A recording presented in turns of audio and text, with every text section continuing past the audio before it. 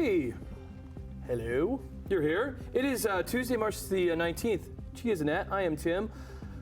Let's get this show started, shall we? Here's what we're working on this morning. The NDP motion on Palestinian statehood passes after major amendments. Hamilton police have released an image of a man suspected to be involved in a fatal shooting downtown. And just weeks after his death, Toby Keith is headed into the Country Music Hall of Fame.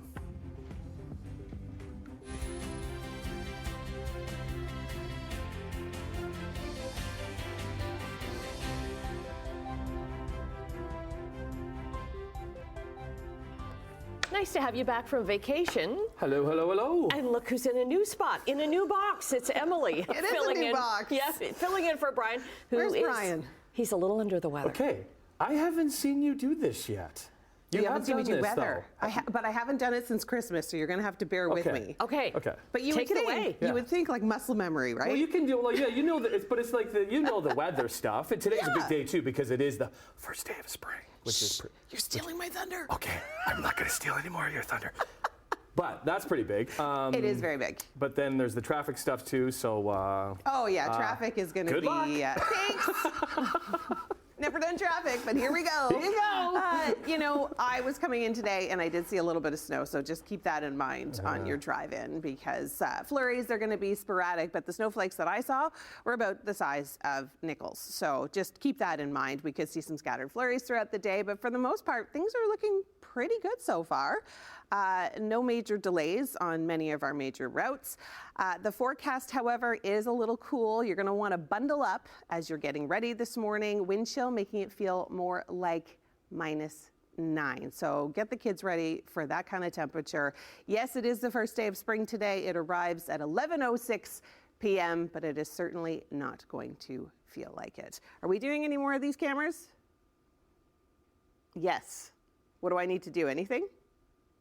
No. Oh, there we go. All right, we're looking at the QEW at the Ford plant. Seems to be moving well. No major delays. The Skyway, looking good. A little blurry, but for the most part, travel seems to be moving along nicely. All right, how'd I do? That was my first traffic hit ever. Thank you very much. Thank you very much. All right, we're gonna have your long range forecast coming up, but first, back to you, Tim, in a minute. Okay.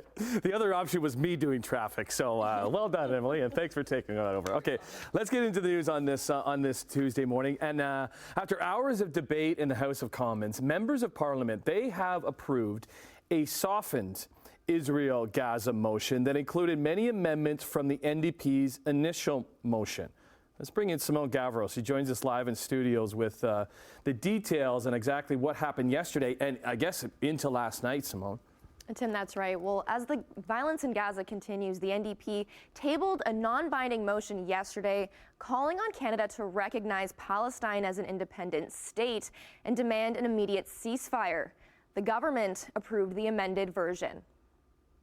Canada will remain committed to a two-state solution, including the creation of a Palestinian state where Palestinians and Israelis live side by side in peace, security, and dignity. The long-term security of Israel, the normalization of diplomatic relations in the Arab world, and the creation of a Palestinian state cannot be considered separately or in opposition to one another. They're intertwined, and we must recognize this and act on it.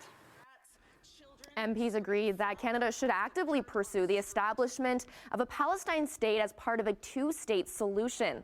The motion that passed at the 11th hour with the amendments aligns with Canada's existing policy. Despite the changes to the initial motion brought forward, the NDP celebrated it as a historic win. The NDP and most Liberal MPs voted in favor of the motion, while the Conservative Party voted against it. The National Jewish Organization, B'nai B'rith, says that they're outraged by the motion brought forward by the NDP. The Director of Government Relations for the organization says, quote, "By adopting such a one-sided and irresponsible motion, the House has expressed an appalling degree of disregard for Israel's right to defend itself." And this also comes at a time when U.S. President Joe Biden and Israeli Prime Minister Benjamin Netanyahu spoke for the first time in over a month as tensions rise between the two leaders over the Israel-Hamas war. Annette, I'll send things back to you.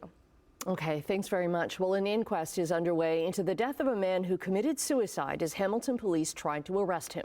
33-year-old David Thompson was wanted after the murders of 62-year-old Donald Lowe and 32-year-old Cheryl Nickel in November of 2019. Their bodies were found inside a townhouse on Hamilton Mountain. Days later, Hamilton police showed up at a hotel in Brantford to make an arrest, and Thompson shot himself while officers tried to negotiate his surrender. A Hamilton police sergeant told the first day of the inquest that they knew Thompson was suicidal and may have had a gun, but they couldn't back off because he was wanted for murder.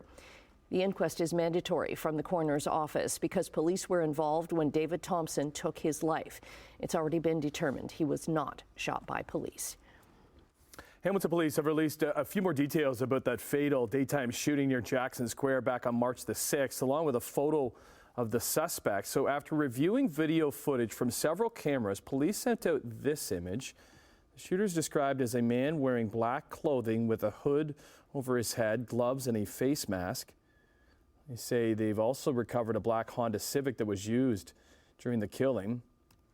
19-year-old Alexander Kirchmaru was walking on King Street near McNabb when a man got out of a vehicle and shot him several times before fleeing west. So it's still unclear if the suspect and victim knew each other. Kirchmaru's family released a statement saying they're praying for justice and are asking anyone who knows anything to reach out to police. Halton police have now released the names of two men arrested after a bank robbery and standoff in Burlington. It happened last Friday afternoon. There was a robbery at the Royal Bank at Mainway and Guelph Line. Two people from that robbery took off, but they were found by police a short distance away at Mainway and Walker's Line. 37-year-old Michael Uzlaik of Welland and 54-year-old Stefan Smith of Niagara Falls both face several charges. Niagara police say three men, they have been arrested with drugs, a handgun, and a stolen vehicle. On Saturday, Niagara police began looking for a gray Chevy Cruze that had been stolen near Elgin Streets and Buttrey Streets in the city of Niagara Falls. Investigators say they arrested the driver and two passengers and located a loaded handgun, as well as 80 grams of what they suspect to be carfentanil. That's an opiate similar to fentanyl that can be up to 100 times as strong. 42-year-old Andre Lafontaine of Niagara Falls, 42-year-old Ronald Vant of Welland, 33-year-old John McMullen of Hamilton are facing a slew of drug and theft charges. Well, last week, we moved our clocks forward for daylight saving, and today, Mother Nature springs forward with a change of seasons, even though it doesn't feel like it outside. First day of spring falls on a different date every year. It occurs on the vernal equinox when the amount of daylight is roughly 12 hours long. This is the earliest in March that the equinox has fallen since 1896. Spring officially arrives at 11:06 tonight, Eastern Daylight Time. And with that, get ready to get those camping spots reserved. Starting Thursday morning at 8 o'clock, Grand River Conservation Areas are taking online reservations. Camping season opens May 1st at 8 of the Grand River sites that offer overnight, monthly, or seasonal stays. Group campsites are also available. All right, into Sportsline we go. Let's kick things off on the ice as the Maple Leafs, they're going to be back at it tonight in Philadelphia for the start of a back-to-back against the Flyers, and then the Capitals in Washington on Wednesday. And those Caps, they were in Calgary last night, and Alex Ovechkin joined an exclusive club.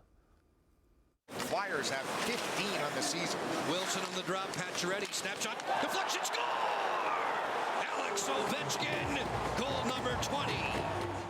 Yeah, despite Ovi having an off season, that is goal number 20 for the Grade 8, which is the 19th straight season he has done that, joining Leafs president and former player Brendan Shanahan, who did it in 19 straight, and only trails Gordie Howe, who did it in 22 straight. He actually scored twice at the Caps' 5-2 win over Calgary, which puts them into a wild card spot and puts Ovi 53 goals behind Wayne Gretzky's all-time record. And it'll be Peyton Krebs with the backhand away from Burakovsky, and Jeff Skinner down the left side. Fire scores! Sabres hoping to keep their playoff hopes alive, and Jeff Skinner was doing his best in Seattle. Skinner would pace Buffalo with a hat trick, all part of a 6-2 win over the Kraken. Sabres are getting hot at the right time. They've won 4 of 5. They sit 4 points back of the Capitals for that final wild card spot. Right back at it tonight as they head up the coast to Vancouver.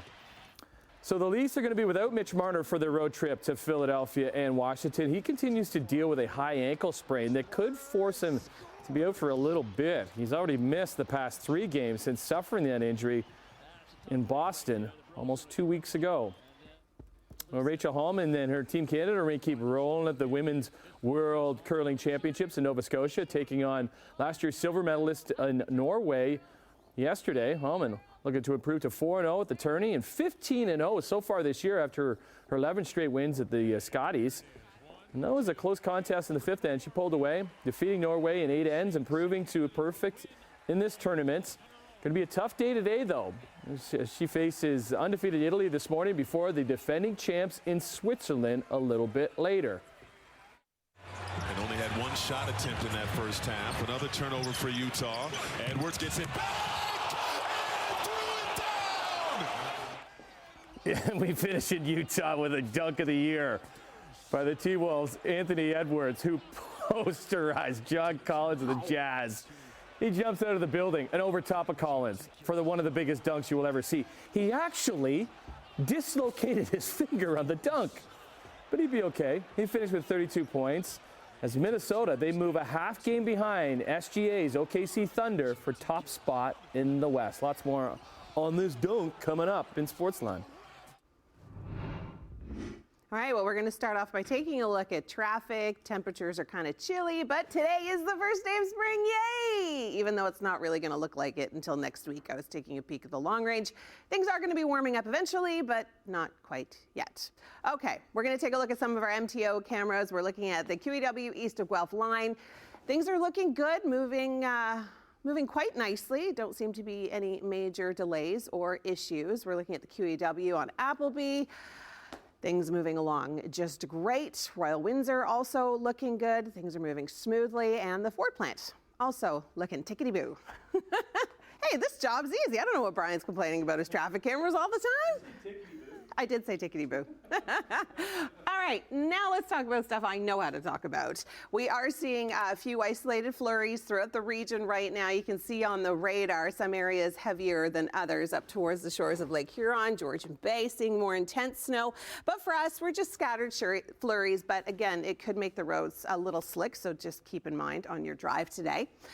For today, we're looking at a daytime high of 1. We should be around 5 degrees for this time of year, so a little bit on the cool side.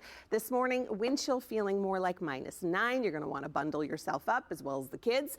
The winds are going to be a bit of an issue, gusting up to about 60 kilometers an hour coming in from the west.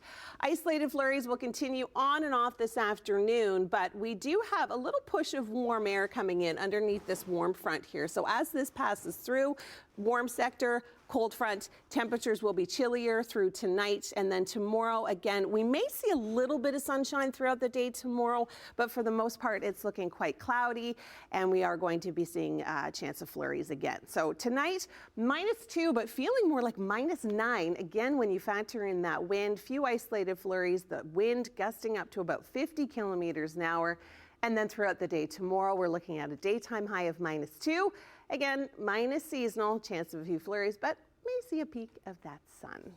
All right, sending things back to you guys, Tim, Annette. So now do you run over to go the to chit your other chat? Do I have to go over to the other camera? Hey, nice job. Listen, good work, right? It's muscle memory. I think Yeah, I could do right. it in my sleep, to be honest. Like riding a bike, so good Traffic, stuff. not so much. Yeah, you're doing a little bit of everything because you did Yes. your visit yesterday. You're doing our chit chat, and you're filling in for Brian. So Yeah. Yes, much thanks for- appreciated. Thanks for wearing many hats. Well, you know, we all have to do it once in a while. Okay, what do we got in chit chat? All right, well, Toby Keith, unfortunately, just a couple of days after he passed, he got inducted into the Country Hall of Fame, and we're going to be talking about those ruby slippers. I feel like they've been in the news a lot this week. The FBI even tweeting about it. We'll These talk like about Dorothy slippers? Yeah. Yeah. Oh, okay. The Wizard of Oz. There's no place like home. Okay, There's no well, place like we'll home. see you at the couch in a little bit then, shall I'll we? be there. Okay, taking a break right now, off and running on this Tuesday morning. When we come back, telecom executives, they say cell phone prices in Canada aren't that bad. You're just using too much data. See you in 2 minutes. Hey, 6:16 on your Tuesday. Here's some numbers for you. Canadian dollar is down 24 basis points this morning, sitting at 73.65 cents US. Gold down over $7, 21.5670. Crude oil down 18 cents, 81.98 a barrel. Off to Europe. Hey, Europe. Markets are down in London, but up in Frankfurt and Paris. In Asia, markets were up in Tokyo but down in Hong Kong and Shanghai. Checking North American markets, the TSX closed down yesterday, 12 points. The Dow gained 76, and the Nasdaq was up by triple digits. Well, good morning. How much are you using your cell phone? Well, the chief executives of Canada's 3 largest telecom companies, they say that phone and internet prices, they are coming down. MPs studying cell phone affordability summoned the CEOs of Rogers, Bell, and TELUS to testify at a committee with some concern about the cost of mobile services in Canada, which are some of the most expensive in the world. As to why Canadians may not feel that their bills are getting smaller, TELUS CEO Darren Entwistle said the cost of things like 5G spectrum access has added to bills, and if data prices go down by your more data use, the bills will stay the same. Well, Canada's Transport Minister says airlines have failed to meet the standards that passengers with disabilities deserve. He's calling for more responsibility from the aviation industry. The federal government is going to host a summit on air accessibility in May. It follows multiple incidents involving Canadian Airlines in the last year, including one where a BC man with cerebral palsy had to drag himself off an Air Canada plane in Las Vegas. Manitoba Premier Rob Canoe says plans are in place to temporarily use trucks and train cars as alternative forms of delivery while a pipeline that brings fuel to the Winnipeg area is shut down. So over the weekend, Imperial Oil announced it's shutting down the pipeline for an estimated 3 months after it found integrity concerns in a section of pipe. Manitoba government says they don't expect a shortage of fuel in that time period, adding that backup supply is available in the city. Have you noticed the price of gas creeping up in the last few days? Gas Buddy shows that prices have steadily ticked up over $1.55 on average. That's slightly higher than the same time last year, but still down from the $1.70. Remember that from March of 2022? Industry experts say while demand usually increases as the weather warms up, other factors are causing prices to go up. Specifically, recent drone attacks on Russian oil refineries and refinery outages caused by extreme cold. Industry giant NVIDIA is looking to stay on top with a new flagship chip made specifically for artificial intelligence. When we were told that Blackwell's ambitions were beyond the limits of physics, the engineer said, "So what?" And so this is what happened. Yeah, the company's chief executive made the announcement at NVIDIA's annual developer conference yesterday.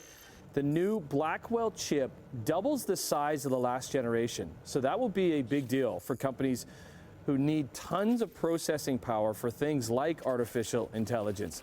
NVIDIA is currently dominating the AI chip industry, capturing almost 80% of the market last year. The company now has a market cap of over $2 trillion. Japan's central bank has raised its benchmark interest rate for the first time in 17 years. And it's not going up by much. It's going from minus 0.1% to a range of 0 to 0.1%. The shift makes Japan the last central bank to get out of offering negative rates, ending an era in which policymakers around the world tried to prop up economic growth through cheap money and unconventional monetary tools. Japan's central bank had set a target of about 2% inflation as the key indicator for tightening credit. All right, 6:21 on your Tuesday. The last few hours of winter. It's feeling like it. Winter. We'll see you after this. Well, good morning. We're going to be taking a look at our 7-day forecast. I apologize. I've gone back to Barron, which is the weather program that we use, and I can't seem to figure out how to remove this umbrella. So if anybody knows, me an email. I'll do it eventually. I just haven't done it yet. But looking at the grand scheme of things for the 7-day forecast, yes, today is the first day of spring. It rings in tonight at 11:06, but it's certainly not going to feel like it. Our daytime high is 1 degree, and you're thinking, oh, that's not too bad. But it will feel closer to -9 this morning when you factor in the wind, but by this afternoon, 1 degree. Winds are going to be gusting up to about 60 kilometers an hour, too, coming in from the west, so that's going to make things a little chillier. Tomorrow, we're looking at a few isolated flurries and 2 degrees. By Thursday, -1 is our daytime high, so a little on the chilly side. Could see a few isolated flurries throughout the day on Friday with a daytime high of -2. Saturday, not a bad weekend. Saturday and Sunday, we should see a little bit of sunshine. So if you are going to be getting out, maybe you've got some pre-Easter plans. 2 degrees for Saturday, 1 for Sunday, and 4 degrees. Finally, we bump up closer to seasonal, which is 5 on Monday. That's a look at your 7-day. Okay, thanks very much. Okay, so a bird in Tennessee with a rare condition is changing how scientists view the common red-tailed hawk.